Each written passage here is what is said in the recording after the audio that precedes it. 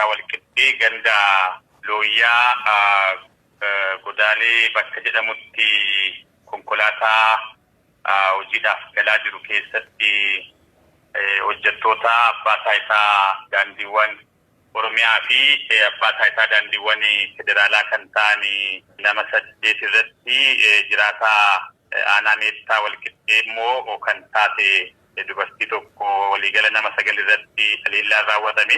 Kuni kan raawwate kaleessa jechaadha. Kaleessa sa'aatii 12 walakkaa irratti haleellaa kana kan raawwate maqaa garee abaa'oo shaniitiin naannoo sana keessatti gareen tokko kan sochootu jira. Isaaniin gochi kun kan raawwate jechaadha. Hundi isaanii laga urgaa kan jedhamutu jira. Aanaa godina keenyaa aanaa 5 kan wal qunnamsiisu hojjetaa otoo jiranuu aduun dhiinaan gara magaalaa Gooroo jedhamutu jira. Qarqara sana gara sanatti deemaa otoo jiranuu rasaasaanii makiinaa keessatti kan dhuman ta'us itti ta'uusaati. Kanneen isaan keessaa lubbuun hafeen jiru kan waan raawwatee ijaan arge yookiin immoo kan ragaa ta'uu danda'u. Tokkoffaa ofii kootiif bakkatti argamee reenfa isaanii kaafnee hospitaala Paawuloositti harka galchinee jirra. Anis bakkatti argamee hawaasa naannoo dubbisee ijaanis argee mirkaneeffadheen jira. Qabatamaan immoo namoonni waan dhibaase namni 2 hawaasatti galgaluma sana isaanis waan ajjeesanitti fakkaatee reenfuma namoota kanaa jalaa ba'anii hawaasatti makamanii jiru. Tarkaanfiin yookiin immoo carraaqqeen kanneen raawwatan jettan to'achuuf taasisan ni jira yookiin immoo kan to'ataman ni jiru. Kana faana wal qabatee aanaa meettaa walqixxee ba'anii bifuma wal fakkaatuun qaama nageenya naannoo eegu qaama milishaa irratti ammas miidhaa biraa qaqqabsiisuudhaaf gara aanaa meettaa roobiitti ce'anii ture gara ganamaatti achirratti darbee dhukaasa ammas milishaa irratti dhukaasa banuudhaaf yaalii godhanii ture. Milishaan naannoo sanaa ijaaramee ofirraa qolatee jira. Hordoffiin duuka kan bu'amee jiru ta'uusaati ammas.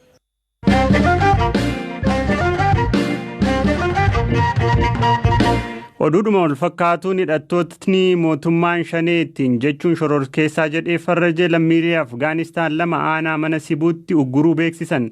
Gareen hidhattoota waraana bilisummaa Oromoo uggura akkanaa raawwachuu isaa yeroo beeksisu kun yeroo lammataati. Qondaalli mootummaa dhimmichi irratti gaafataman garuu taateen kun raawwachuu haalaniiru. Firaafolii Dhugaasa. Gareen waraana bilisummaa Oromoo jechuun of waamuu fi mootummaan shanee jedhuun lammiilee Afgaanistaan 2 dhaabbata Moon Rock Mining and Marble Development jedhamuuf hojjetan ugguruu isaa ibsa baaseen himeera. Gareen waboo kun uggurri kun kan raawwates godina Wallaggaa Lixaa aanaa mana Sibuu ta'uu himuun ibsa baase keessatti maqaa isaanii fi suuraalee jaraati kan jedhus maxxanseera. Twitter irratti dubbii himaa waboo idil addunyaati kan jedhaman Odaa Tarbiin ibsa baasaniin namootni to'ataman kun nagaatiin akka jiran ibsaniiru. Haa ta'u malee ibsa baase keessatti gaheen namoota to'ataman jedhanii kun maal akka ta'e hin beekamu. Maalummaan dhaabbata albuuda baasu jedhame kanaas odeeffannoo guutuu argachuu hin danda'amne. Dhimma kana irratti bulchaan godina Wallaggaa Lixaa obbo Eeliyaas Ummataa odeeffannoo hin qabnu jechuun BBCtti himaniiru. Oduu akkasiin hordofnusi hin qabnusi waan akkasiin ho'i gabaasa sa'aatiitti nu qaqqaba. Abbumti fedhe kan poosti gootu kana fuudhanii ofiisitti hin dhiphatinaa nuunis hin dhiphisinaa. Afgaanistaanis nu bira hin jiru nuyi godina keenya sirriitti beennaa lammiin biyya alaa eessa akka jiru sirriitti beennaa lammiin keenyas eessa akka jiru beenna. Gabaasa immoo gandarraa aanaarraa godinatti intinii qabna sansalata qabna kan ittiin 24 hours hordofnu wanta ta'eef odeeffannoo akkasiin qabu. Baatii muraasa dura paarlaamaan Itoophiyaa garee waraana bilisummaa Oromoo yookaan waboo jechuun of waamu kana galmee shororkeessotaa irratti galmeesseera. Garee kana irratti himannaan qaamota garaagaraatiin irratti ka'us ifatti ugguruu isaa yeroo beeksisu garuu kun yeroo lammataafi. Kana dura lammiilee Chaayinaa 3 albuuda baasuu irratti bobba'an jedhe ugguruu fi boodarra namoota kana waldaa fannoo diimaa idil addunyaatiif dabarsee kennuun isaanii beekama.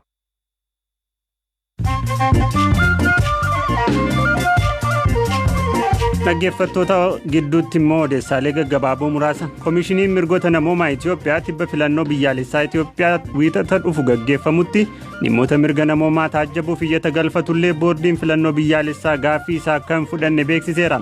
Koomishinichi qaamoleen filannicha akka taajjabaniif hayyamameef keessatti akka hin hammatne ibsuun taajjabuu hin danda'u jedhamu ibseera.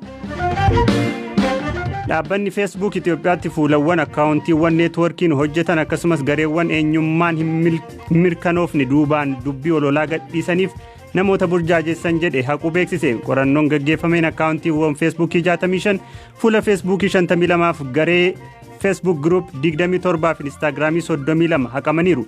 Dhaabbilee kana duuba maqaan tika biyyaalessaa Itoophiyaa ka'us dhaabbatichi himata kana keessaa akka harka hin qabnee fi murteen Facebook akka deeggaru ibseera. Odeessaaleen kanuma.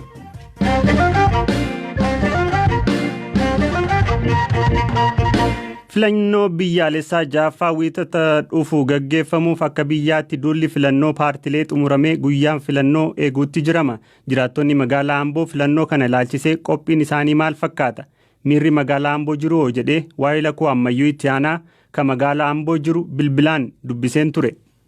Guddaa galatoomii Galaana Amboon nagaa qabdi guyyoota 3 tokkosumaan bullee uummata dubbisaan ture. Magaalaa keessa gabarjaan inni filadhaa jedhu keessumaa kanuma paartii badhaadhinaatiin argee bakkeewwan magaalichaa darbeetti akka guddatee mul'atutti kanneen dorgoman maqaan isaanii fi gahee barumsaa isaanii dabalatee babarraa'ee argeera. Duuluma filannoo kanaa wal qabates immoo dheengadduma kanaa Teedem Yuunivarsiitii Ambootti duulana filadhaa taasisanii turan paartiin biyya bulchuu hooggantoonni naannoo Oromiyaa irraa dhufanis kan federaalaa irraa dhufanis argamanii turanii gara kuma uummata hedduu turmaate kanneen farda qaban dabalatee qondaala paartii biyya bulchuu gaafadheenaan gara nama 30 taa'edhanii tilmaamanii akkan taajjabettis garuu uummanni baay'eedha magaalaa keessas istaadiyeemii keessas uummanni taajjabe baay'ee natti fakkaata.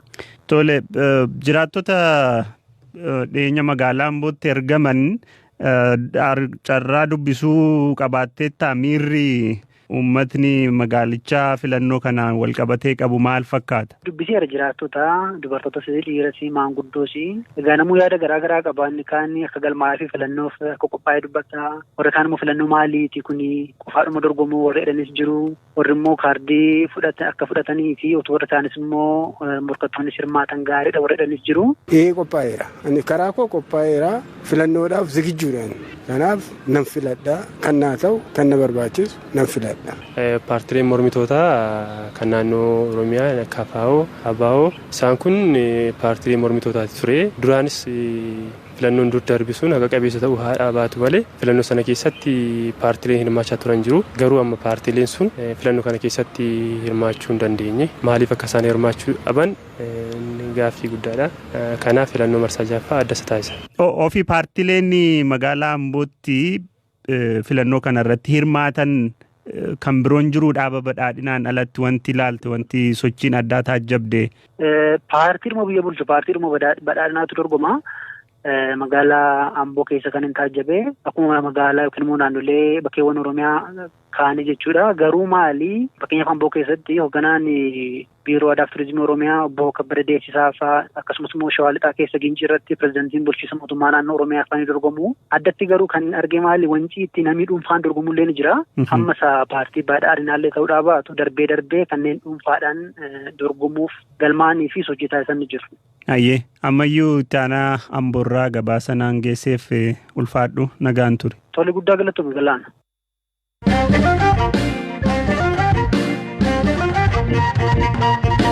Godina Gujii Lixaa keessatti jiraattotni aanaa Bulee Horaa BBC'n dubbisee caasaaleen gandaa manarra naanna'uun osoo guyyaan filannoo hin gahin kaardii filannoo uummatarraa guuraa jiru jedhan. Jiraattotni nageenya isaaniif jecha eenyummaan isaanii akka hin gabaafamne gaafatan kun gandoota hedduu keessatti duulli kun guyyoota dura eegaluu dubbatu. Ganda roobii magaalaa keessa jiraadha. Ganda Koofleellee keessa jiraadha. Namootni gandarra deemanii kaardii filannoo uummatarraa guuraa jiru waan jedhuun dhaga'e. Kun eessatti ta'e isin gaafatamtaniittu kaardii filannoo akka kennitan? Anis illee gaafatameera.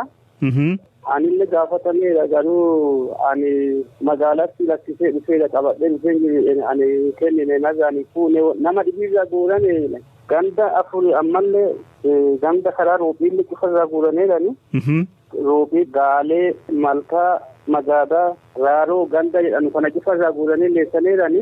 Tole eenyu kan guuru? Dhaasaa gandaatti fulii filatameera amma yeroo guyyaa sanii fi adiin waan ka'uufi isin amma akkuma kanaan deebisaa kennanii dhaasaa gandaatti guuriisan jira. Sababa maal jedhuun irraa guuraa jiran? Guyyaa gaafa filannoo sun waraanni ka'uu danda'a. Kanaafuu filannoo fi baay'isii jiru deebisaa amma warri badhaadhinnaa kun filatameera poolisiin dabareera filannoon dabareera jedhanii guuranii warra kaardii warra murate kaardii irraan guuraaran birrii 20 waliin warra ammoo kaardii muratiin kaaseerullee nama lakkoofsa mana nama 30 gargari baasanii abbootii dareetti kennaniiran jiru. Warra kaardii kennuu didammoo.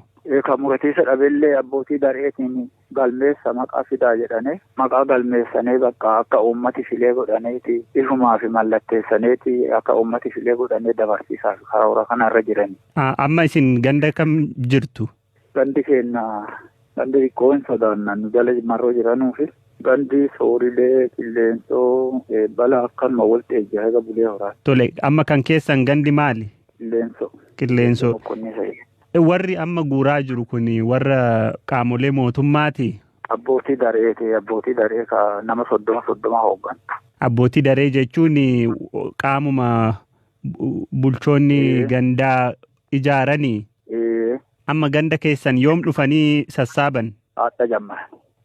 Ganda kaanillee guyyoota muraasa dura jalqabaniiru waan jedhuun dhagaye isin quba qabdu waan kan. Namni sodaatee dhuma kaardii kennaa jiraare. Gariin hin kennaa garii isiin namalee hin kenninu jedhee ka dhooggatullee jira. Bakka dirqiin kennitan dirqamaan kennitan jedhanii sababu jira. Kana waan godhaniif isinitti himan. Hin himan. Oduun jalaayyoo baatu bakka isumaa mallatteessanii kaanii akka uummati filee godhanii dabarsa. Amma ammoo xiqqoo sochiin adda bilisummaa Oromoo lafa keessa marroo jajjabaatteettuuf sodaatanii kaanii kaardii sababu jiran. Bulchaa aanaa Bulee Horaa obbo Tasfaayee Daani'eliin bilbilaan argannee dhimmicha gaafannee deebii itti aanu nuu kennan.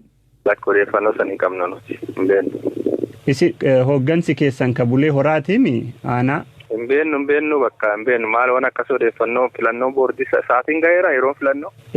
Isan isinirraa qulqulleeffadha odeeffannoon kun dhugaamuu dhugaa miti quba qabdu yoo sirrii hin taane sirrii miti akka nuun jettaniifi. Hin beeknu. Hello.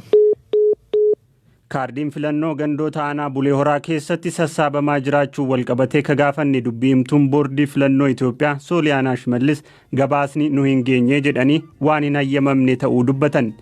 Dhaggeeffattoota keenyaa qophiin har'aaf jennee qopheessinas asumarratti goolabamaa qophii kana ka qopheessite Firaafolii Dhugaasaa tooraan kan isin biraan gahaa ture Galaanaa Balaay waan hordoftaniif hedduu isin galateeffannaa odeessaalee amma caqastanii fi odeessaalee biroo hedduu fuula feesbuukii keenyarraa argattu fuula feesbuukii keenya akkasumas marsariitii keenya BBC dhaqxanii ilaaluu dandeessu waan hordoftaniif irra deebinee isin galateeffannaa horaa bulaa deebana.